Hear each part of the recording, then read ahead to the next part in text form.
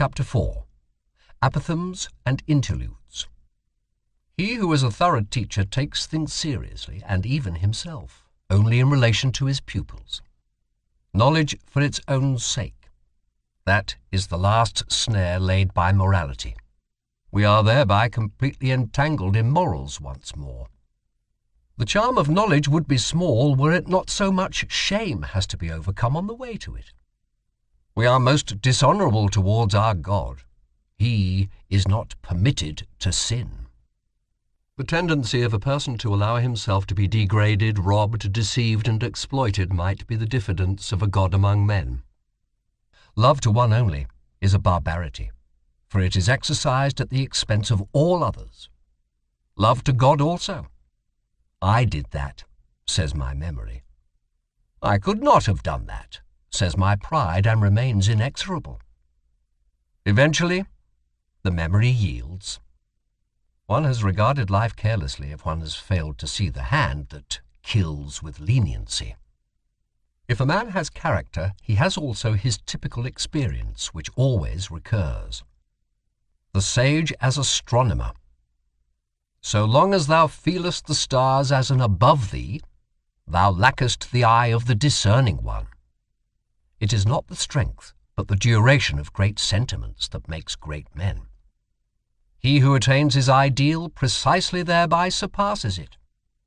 Many a peacock hides his tail from every eye and calls it his pride. A man of genius is unbearable unless he possess at least two things besides, gratitude and purity. The degree and nature of a man's sensuality extends to the highest altitudes of his spirit. Under peaceful conditions, the militant man attacks himself. With his principles, a man seeks either to dominate or justify or honour or reproach or conceal his habits. Two men with the same principles probably seek fundamentally different ends therewith. He who despises himself nevertheless esteems himself thereby as a despiser. A soul which knows that it is loved but does not itself love betrays its sediment. Its dregs come up. A thing that is explained ceases to concern us. What did the God mean who gave the advice, "Know thyself"? Did it perhaps imply, cease to be concerned about thyself, become objective? And Socrates? And the scientific man? It is terrible to die of thirst at sea. Is it necessary that you should so salt your truth that it will no longer quench thirst? Sympathy for all would be harshness and tyranny for thee, my good neighbour. Instinct. When the house is on fire, one forgets even the dinner.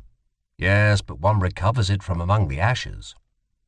Woman learns how to hate in proportion as she forgets how to charm. The same emotions are in man and woman, but in different tempo. On that account, man and woman never cease to misunderstand each other.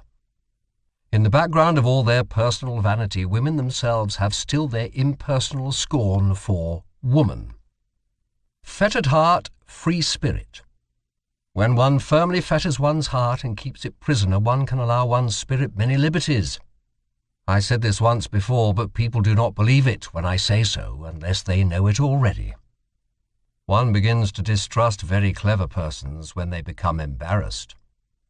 Dreadful experiences raise the question whether he who experiences them is not something dreadful also. Heavy melancholy men turn lighter and come temporarily to their surface precisely by that which makes others heavy, by hatred and love. So cold, so icy that one burns one's fingers at the touch of him. Every hand that lays hold of him shrinks back. And for that very reason, many think him red-hot. Who has not at one time or another sacrificed himself for the sake of his good name? In affability there is no hatred of men, but precisely on that account a great deal too much contempt of men. The maturity of man. That means to have reacquired the seriousness that one had as a child at play. To be ashamed of one's immorality is a step on the ladder at the end of which one is ashamed also of one's morality. One should part from life as Ulysses parted from Nausicaa, blessing it rather than in love with it. What? A great man? I always see merely the play actor of his own ideal. When one trains one's conscience, it kisses one while it bites. The disappointed one speaks. I listened for the echo, and I heard only praise. We all feign to ourselves that we are simpler than we are. We thus relax ourselves away from our fellows. A discerning one might easily regard himself at present as the animalization of God. Discovering reciprocal love should really disenchant the lover with regard to the beloved. What? She is modest enough to love even you? Or stupid enough? Or... The danger in happiness. Everything now turns out best for me. I now love every fate. Who would like to be my fate? Not their love of humanity, but the impotence of their love prevents the Christians of today burning us. The pious Fraus is still more repugnant to the taste, the piety of the free spirit, the pious man of knowledge, than the impious Fraus. Hence the profound lack of judgment in comparison with the Church, characteristic of the type free spirit, as its non-freedom. By means of music, the very passions enjoy themselves. A sign of strong character when once the resolution has been taken to shut the ear even to the best counter-arguments. Occasionally, therefore, a will to stupidity. There is no such thing as moral phenomena, but only a moral interpretation of phenomena. The criminal is often enough not equal to his deed. He extenuates and maligns it. The advocates of a criminal are seldom artists enough to turn the beautiful terribleness of the deed to the advantage of the doer. Our vanity is most difficult to wound just when our pride has been wounded. To him who feels himself preordained to contemplation and not to belief, all believers are too noisy and obtrusive. He guards against them. You want to prepossess him in your favor? Then you must be embarrassed before him. The immense expectation with regard to sexual love and the coyness in this expectation spoils all the perspectives of women at the outset. Where there is neither love nor hatred in the game, woman's play is mediocre. The great epochs of our life are at the points when we gain courage to rebaptize our badness as the best in us. The will to overcome an emotion is ultimately only the will of another or of several other emotions. There is an innocence of admiration. It is possessed by him to whom it has not yet occurred that he himself may be admired some day. Our loathing of dirt may be so great as to prevent our cleaning ourselves, justifying ourselves. Sensuality often forces the growth of love too much, so that its root remains weak and is easily torn up. It is a curious thing that God learned Greek when he wished to turn author, and that he did not learn it better.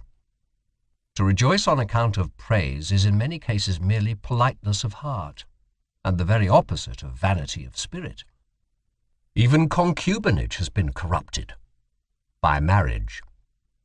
He who exults at the stake does not triumph over pain, but because of the fact that he does not feel pain where he expected it. A parable. When we have to change an opinion about anyone, we charge heavily to his account the inconvenience he thereby causes us. A nation is a detour of nature to arrive at 6 or 7 great men. Yes, and then to get round them. In the eyes of all true women, science is hostile to the sense of shame. They feel as if one wished to peep under their skin with it, or worse still, under their dress and finery. The more abstract the truth you wish to teach, the more must you allure the senses to it. The devil has the most extensive perspectives for God. On that account he keeps so far away from him. The devil, in effect, as the oldest friend of knowledge. What a person is begins to betray itself when his talent decreases, when he ceases to show what he can do. Talent is also an adornment is also a concealment. The sexes deceive themselves about each other. The reason is that in reality they honour and love only themselves, or their own ideal, to express it more agreeably. Thus, man wishes woman to be peaceable, but in fact woman is essentially unpeaceable, like the cat, however well she may have assumed the peaceable demeanour. One is punished best for one's virtues. He who cannot find the way to his ideal lives more frivolously and shamelessly than the man without an ideal. From the senses originate all trustworthiness, all good conscience, all evidence of truth.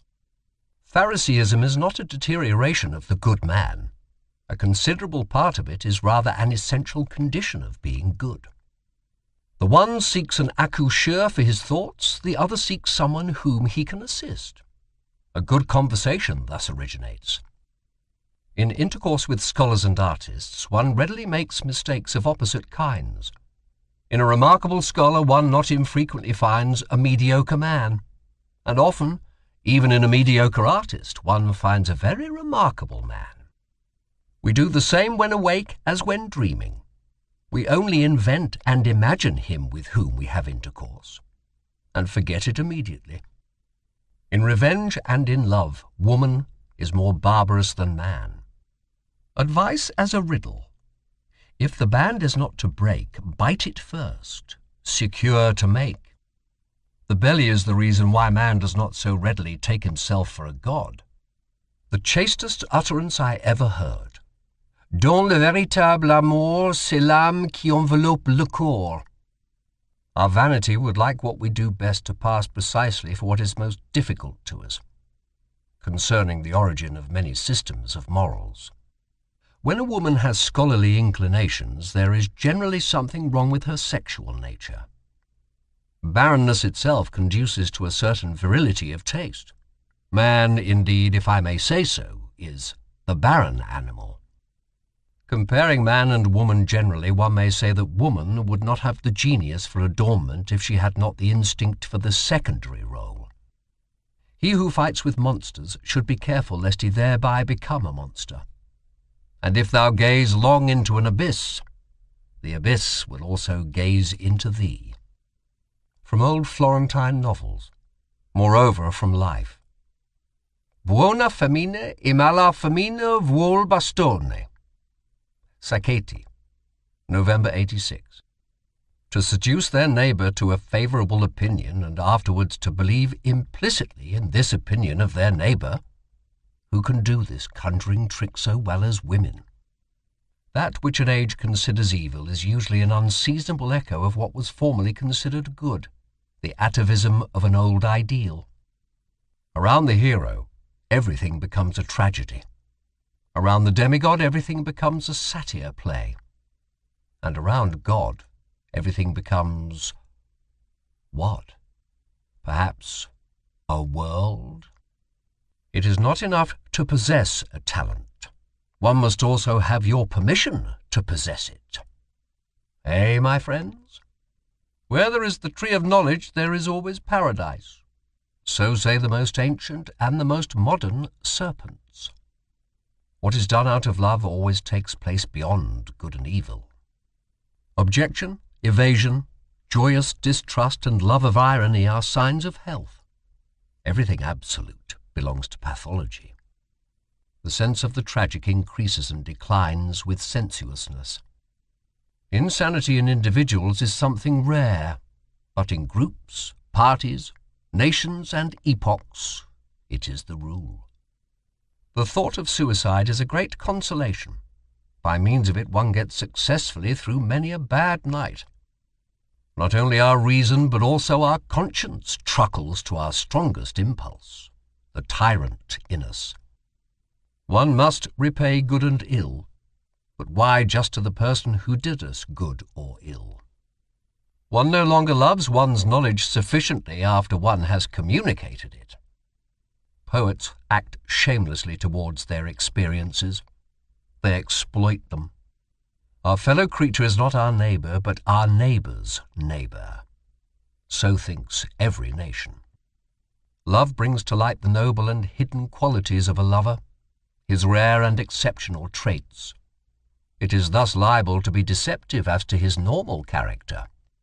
Jesus said to his Jews, "The law was for servants. Love God as I love him, as his son." What have we sons of God to do with morals? In sight of every party, a shepherd has always need of a bellwether, or he has himself to be a wether occasionally. One may indeed lie with the mouth, but with the accompanying grimace one nevertheless tells the truth. To vigorous men, intimacy is a matter of shame, and something precious. Christianity gave Eros poison to drink. He did not die of it, certainly, but degenerated to vice. To talk much about oneself may also be a means of concealing oneself. In praise there is more obtrusiveness than in blame. Pity has an almost ludicrous effect on a man of knowledge, like tender hands on a cyclops. One occasionally embraces someone or other out of love to mankind, because one cannot embrace all. But this is what one must never confess to the individual. One does not hate as long as one disesteems, but only when one esteems equal or superior. Ye utilitarians, ye too love the utile only as a vehicle for your inclinations. Ye too really find the noise of its wheels insupportable. One loves ultimately one's desires, not the thing desired. The vanity of others is only counter to our taste when it is counter to our vanity. With regard to what truthfulness is, perhaps nobody has ever been sufficiently truthful. One does not believe in the follies of clever men. What a forfeiture of the rights of man! The consequences of our actions seize us by the forelock, very indifferent to the fact that we have meanwhile reformed. There is an innocence in lying which is the sign of good faith in a cause. It is inhuman to bless when one is being cursed. The familiarity of superiors embitters one because it may not be returned. I am affected not because you have deceived me, but because I can no longer believe in you. There is a haughtiness of kindness which has the appearance of wickedness. I dislike him. Why? I am not a match for him. Did anyone ever answer so?